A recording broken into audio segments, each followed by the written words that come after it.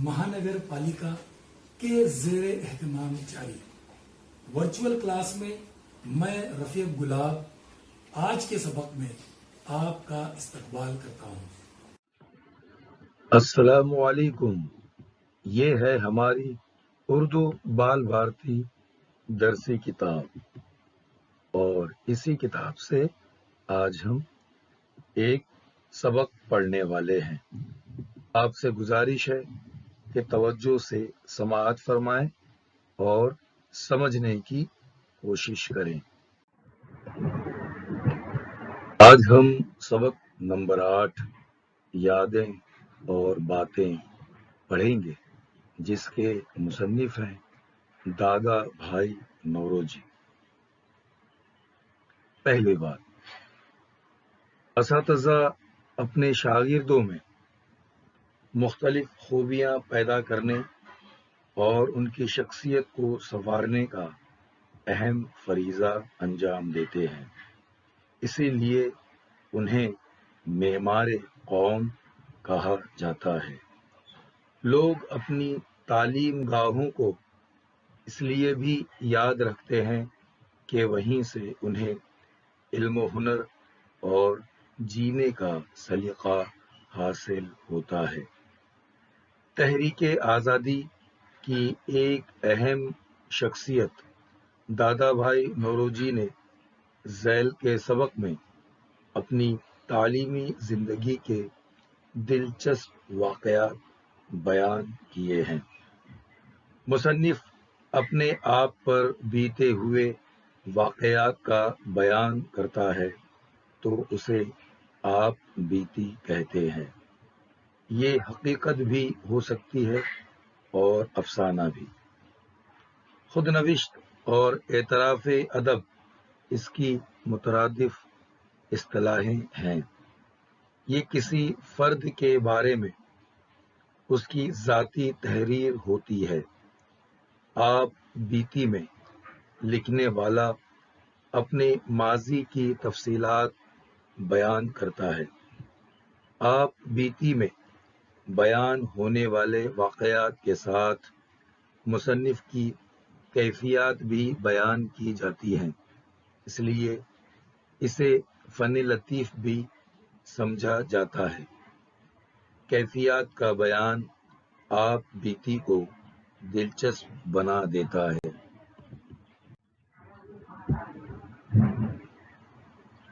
यादें और बातें। दादा भाई नौरोजी। जान पहचान। दादा भाई नौरोजी 14 सितंबर सन 1825 ईस्वी को पैदा हुए। वो हमारे अहम सियासी रहनुमाओं में शामिल हैं। मुल्क की आज़ादी के लिए उन्होंने इंडियन नेशनल कांग्रेस के प्लेटफॉर्म से लोगों को मुत्तहिद करने का कारनामा अंजाम दिया। वो एक आला तालीम याफ्ता शख्स थे। दादा भाई 30 जून 1911 ईस्वी को इंतकाल कर गए।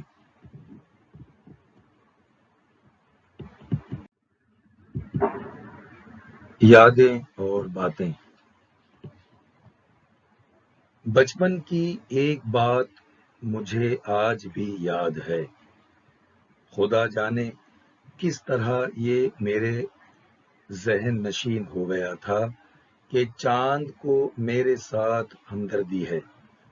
जहाँ कहीं मैं जाता था मुझे ख्याल होता था कि वो मेरे साथ रहता है। इस ख्याली हमदर्दी के गुमान से मेरे मासूम दिल को उस वक्त बहुत तस्कीन होती थी और अब तक तशफ़ी होती है। मुझको अपनी माँ की ज़बानी बचपन की जो दूसरी बात मालूम हुई वो ये है कि जब कोई हम उम्र बच्चा मुझे सख्त सुस्त कहता तो मैं सिर्फ ये कह देता कि बदज़बानी करने से तुम्हारी ही ज़बान ख़राब होगी, मेरी इज़्ज़त में فرق نہیں آ سکتا۔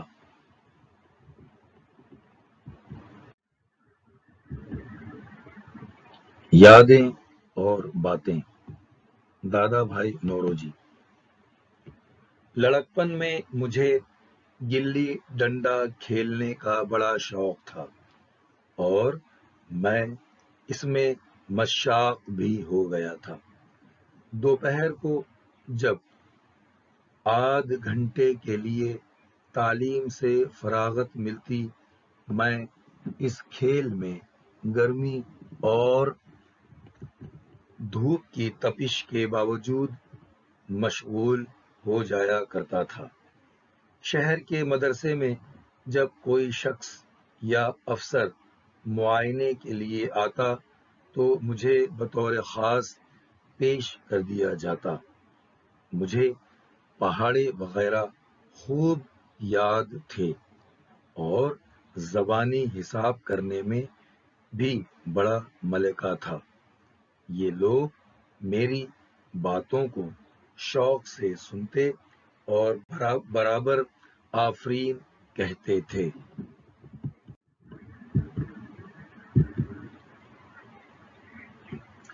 لڑکپن میں مجھے شاہنامہ پڑھنے اور دوسروں کو سنانے کا بہت شوق تھا۔ اس کتاب کے بار بار پڑھنے اور سنانے سے میرے خیالات اور عادات و اطوار پر بہت اثر پڑا۔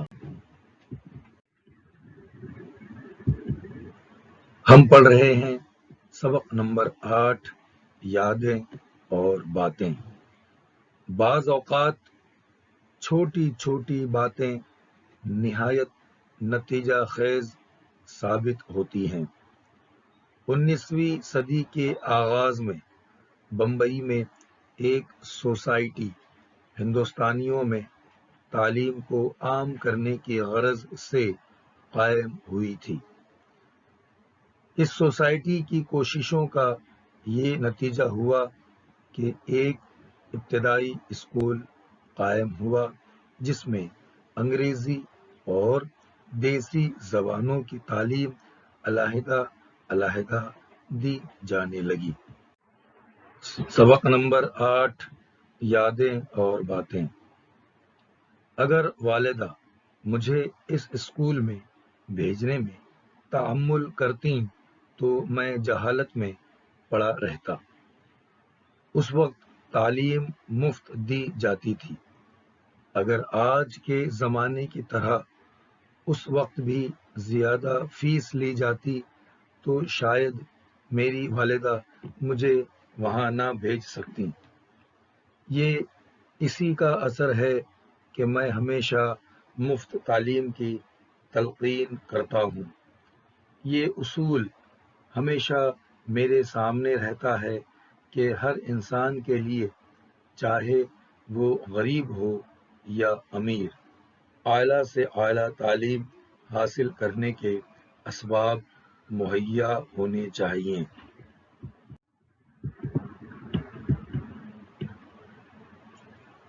برائی سے بچنے کا خیال مجھے 15ویں سال سے پیدا ہو گیا۔ میں نے ایک مرتبہ بد زبانی سے پرہیز کرنے کی قسم کھائی تھی اور یہ واقعہ مجھ کو اب تک اس طرح یاد ہے کہ گویا کل ہی گزرا ہو۔ میں برے اطوار و عادات یکے بعد دیگرے ترک کرتا گیا اور اپنے ارادے پر ہمیشہ قائم رہا۔ جو بات چھوڑی، کبھی اس کا خیال میں نے دوبارہ دل میں نہ آنے دیا۔ یادیں اور باتیں۔ میں اسکول کے خالی وقتوں میں اپنے ہم مکتبوں کے مجمع میں قصے سنایا کرتا تھا۔ بدنظمی کی یہاں تک نوبت پہنچی تھی کہ طلباء درجوں سے نکل کر تمام دن لہو و لعب میں مشغول رہتے اور کوئی روکنے ٹوکنے والا نہ ہوتا۔ اس کا اثر یہ ہوا کہ میری تعلیم کا 1 سال ضائع ہو گیا، لیکن اس سے اتنا فائدہ ضرور ہوا کہ کھیلوں اور تقریر میں مشاق ہونے کی وجہ سے مجھ کو اپنی غیر معمولی لیاقت کا یقین ہو گیا اور میں سمجھنے لگا کہ مشکل وقت میں اس سے کام لے سکتا ہوں۔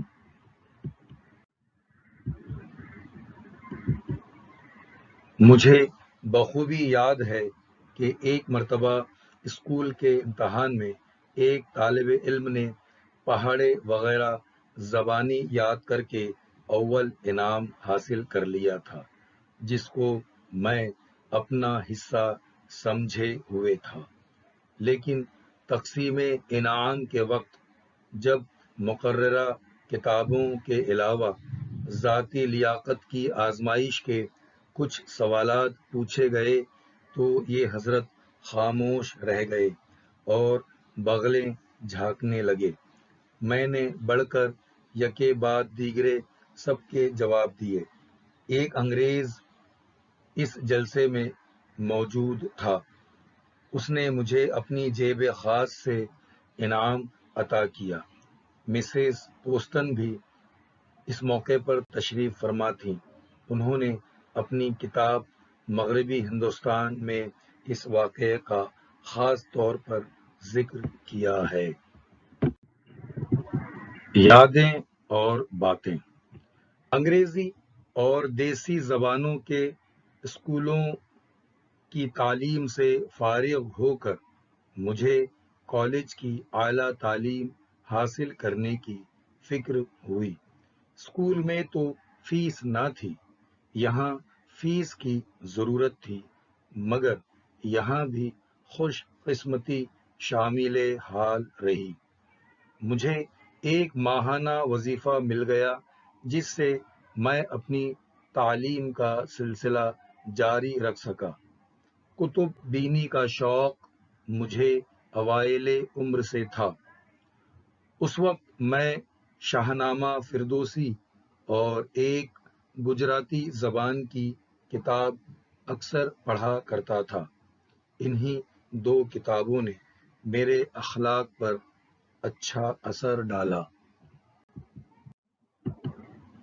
سبق نمبر 8، یادیں اور باتیں۔ نیکی، راست بازی اور خوش خلقی کے سبق مجھے انہی کتابوں سے ملے، لیکن انگریزی علم و ادب سے مجھ کو زیادہ انس رہا اور اسی سے کام بھی زیادہ رہا۔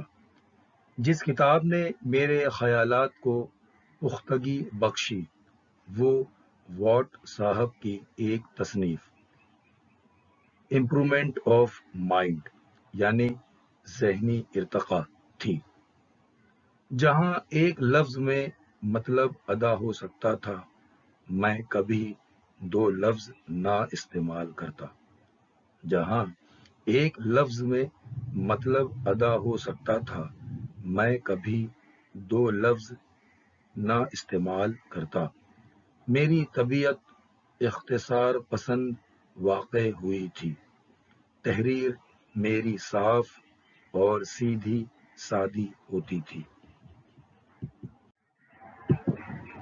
یادیں اور باتیں۔ اس سبق میں ہم دادا بھائی نوروجی کی آپ بیتی پڑھ رہے ہیں اور سمجھ رہے ہیں۔ تعلیم کے ساتھ ساتھ میرے خیالات کی پختگی بھی بڑھتی گئی۔ اس امر کا میرے دل پر بہت اثر تھا کہ میں فلاحی ادارے کی مدد سے تعلیم پا رہا ہوں۔ میں خود بھی مفلس ہوں، یہاں تک کہ مجھے ذاتی درسی کتب بھی میسر نہ تھیں۔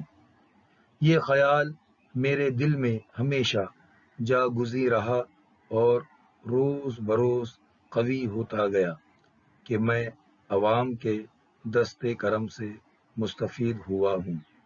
لہٰذا مجھ کو ان کا یہ احسان کبھی نہ بھولنا چاہیے۔ میرے لیے لازم ہے کہ میں اپنی زندگی ملکی خدمات کے لیے وقف کر دوں۔ جب میں کالج کی تعلیم کے اعلیٰ مراتب طے کر چکا تو سر ارسکن پیری نے، جو اس وقت سررشتہ تعلیم کی کمیٹی کے صدر تھے، تجویز کیا کہ میں قانون کی تعلیم کے لیے ولایت بھیجا جاؤں۔ صاحب موصوف مجھ سے اس قدر خوش تھے کہ انہوں نے آدھا خرچ اپنی جیب خاص سے عطا فرمانے کا وعدہ کیا۔ میرے بزرگوں کو کسی غلط فہمی کی وجہ سے شبہ ہو گیا تھا کہ ولایت میں پادری لوگ مجھے عیسائی بنا دیں گے۔ برسوں بعد جب مجھے سر ارسکن پیری سے نیاز حاصل ہوا، گفتگو کے دوران انہوں نے فرمایا کہ بہتر ہوا تم اس وقت ولایت نہیں گئے۔ تم کو اس حالت میں یہ انس اپنی قوم و ملت سے نہ پیدا ہوتا اور نہ تم میں یہ جوش قائم رہتا۔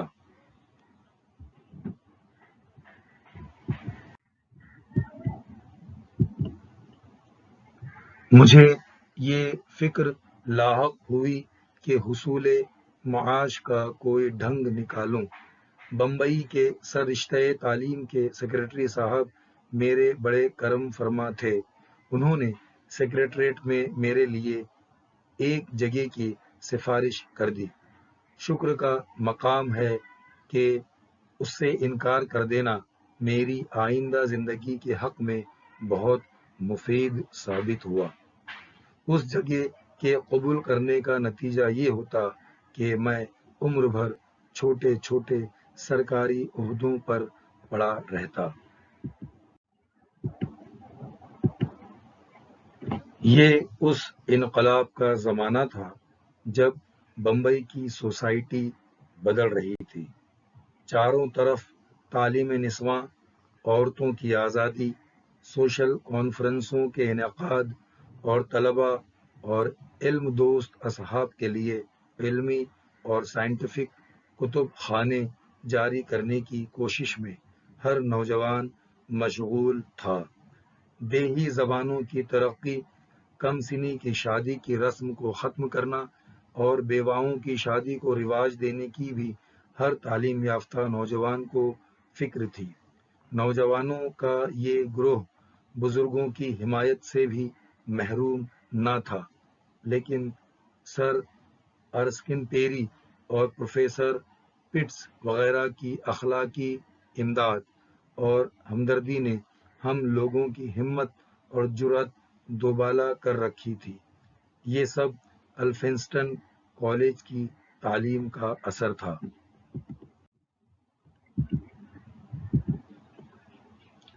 اگر میں زندگی کے اس حصے پر اپنے دل میں ناز کروں تو بے جا نہ ہوگا، کیونکہ مجھے پورا اطمینان ہے کہ میں اپنے ملکی فرائض کو خوش اسلوبی سے انجام دیتا رہا۔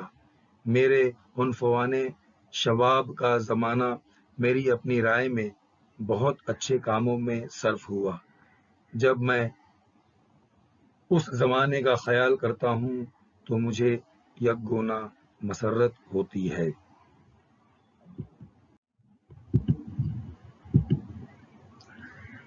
میں پہلا ہندوستانی تھا جس کو الفنسٹن کالج کا پروفیسر ہونے کا اعزاز حاصل ہوا۔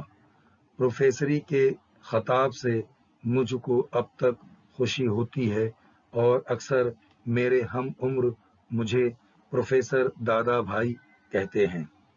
اہل ملک مجھے نہایت اعزاز اور محبت سے یاد کرتے ہیں۔ مجھے اپنے لیے پتامہ کے خطاب سے نہایت ہی مسرت ہوتی ہے، بلکہ یہ خطاب جس سے کہ میرے ہم وطنوں کی دلی ہمدردی اور شکر گزاری کا اظہار ہوتا ہے اور جس کا میں مستحق نہیں ہوں. میرے نزدیک اپنی عمر بھر کی کوششوں کا اچھا ثمر ہے.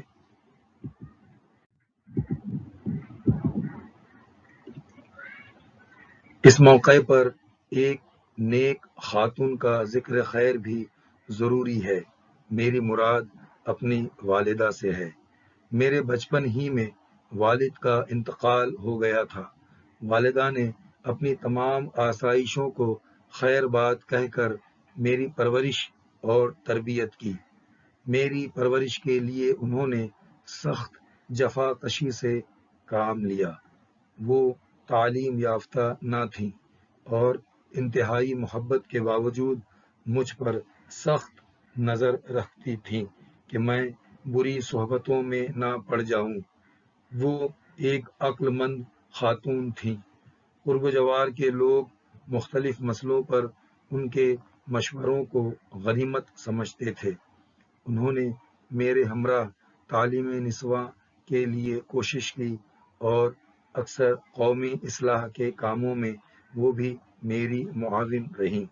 الغرض مجھے انہوں نے ایسا شخص بنا دیا جس کو آپ اس کی موجودہ حالت میں دیکھتے ہیں. پیارے بچوں، آج ہم نے دادا بھائی نوروجی کے بچپن کے واقعات، ان کی تعلیم و تربیت کے تعلق سے مختلف معلومات حاصل کی. دادا بھائی نوروجی کی آپ بیتی آپ نے سماعت کی. ہم آپ سے گزارش کرتے ہیں کہ آپ بھی اپنی آپ بیتی تحریر کریں